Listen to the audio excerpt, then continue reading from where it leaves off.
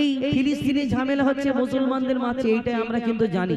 কিন্তু এই মসজিদুল আকসাটা কি আসলে অনেকজন কিন্তু আমরা চিন্তা ভাবনাও করি না যে মসজিদুল আকসা কেন আমরা অত গুরুত্ব দিই না। যাই হোক, এটা আমরা অনেকে চিন্তা ভাবনা করি না।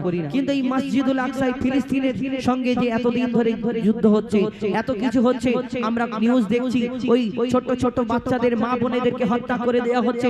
ছোট ছোট বাচ্চারা যখন বাইট দিচ্ছে, যে অনেক সময় সেই সময় যখন অত্যাচার করা হচ্ছিল, কোন মুসলিম দেশ অনেক মুসলিম দেশ চুপ করেছিল, কেউ সাথ দেয়নি। কিন্তু এই দুনিয়াতে আবার সেই ছোট্ট একটা বাচ্চা, ছোট ছোট বাচ্চাদেরকে কেমন ভাবে মারা হচ্ছে।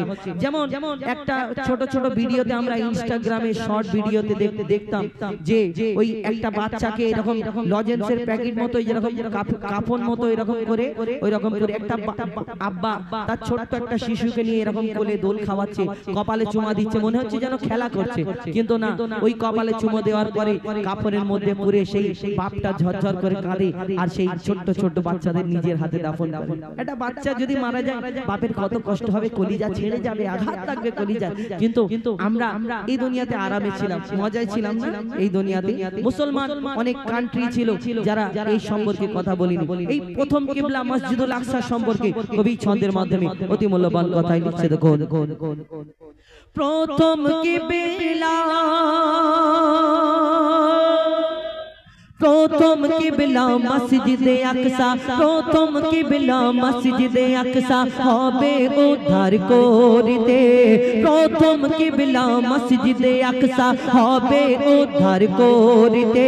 কত বীর মুজাহিদ হচ্ছে শহীদ প্যালেস্তাইনের বুকেতে।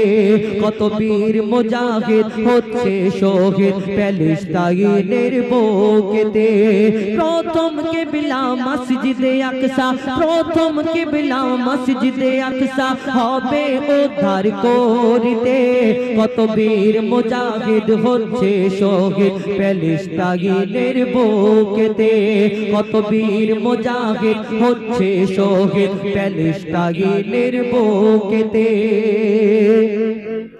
শিশু নারী বৃদ্ধ যুবক, শিশু নারী বৃদ্ধ যুবক আর প্যালেস্টাইনের যত মুমিন ইহুদিদের বিরুদ্ধে যুদ্ধ করছে বন্দুকের সামনে রাত আর দিন।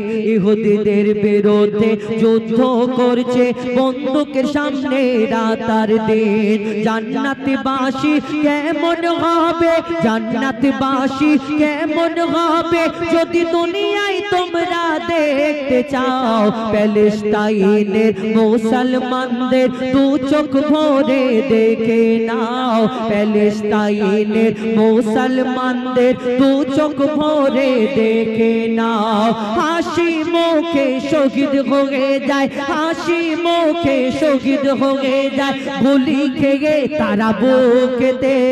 লা ইলাহা ইল্লাল্লাহ কলমা থাকে তাদের মুখেতে।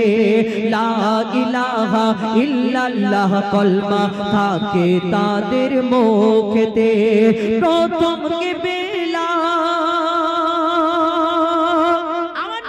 ভবিষ্যবাণী আজ থেকে 1400 বছর আগে এই মসজিদুল আকসা সম্পর্কে কি বলে গেলেন। আমরা মুসলমান ও এই দুনিয়াতে অনেকজন মনে করি যা অত্যাচার করছে, যা জুলুম করছে, হয়তো মসজিদুল আকসা দখল করে নেবে।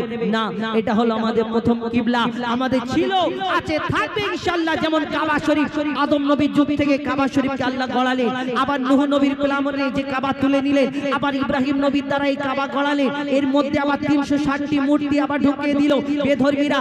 আবার এই কাবা আমার নবী আসার পরে আবার জয় হলো, নতুন করে এই কাবা শরীফ আমাদের ছিল, আছে, থাকবে ইনশাআল্লাহ। যেরকম এই মসজিদুল আকসা এটাও আমাদের প্রথম কিবলা, এও আমাদের আছে, থাকবে ইনশাআল্লাহ। তো সেই সম্পর্কে আমার নবীর ভবিষ্যবাণী কি কবি ছন্দের মাধ্যমে লিখছে। দেখুন, আমার নবীর ভবিষ্যবাণী, আমার নবীর ভবিষ্যবাণী হরফে হরফে মিলে যায়। ইহুদি জাতি দখল নেবে জোর করে মসজিদে আকসায়। ইহুদি জাতি দখল নেবে জোর করে মসজিদে আকসায়। এই মসজিদ উদ্ধার করিতে, এই মসজিদ উদ্ধার করিতে দীর্ঘদিন ধরে যুদ্ধ হবে। যত ফিরকার মুসলমানরা এই মসজিদ উদ্ধারে অংশ নেবে, যত ফিরকার মুসলমানরা এই মসজিদ উদ্ধারে অংশ নেবে। কাবা শরীফ ও দখল ছিল, কাবা শরীফ ও দখল ছিল মূর্তি পূজারীদের হাতে। কাবা শরীফ ও দখল ছিল মূর্তি পূজারীদের হাতে। কাবার মতো ও মুক্তি পাবে, কাবার মতো ও মুক্তি পাবে মসজিদে আকসা শেষ জামানাতে। কাবার মতো মুক্তি পাবে মসজিদে আকসা শেষ জামানাতে।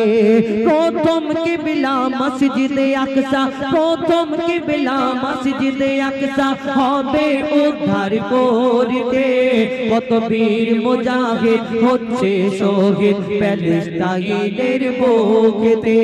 কত বীর মুজাহিদ হচ্ছে শহীদ প্যালেস্টাইনের বুকেতে।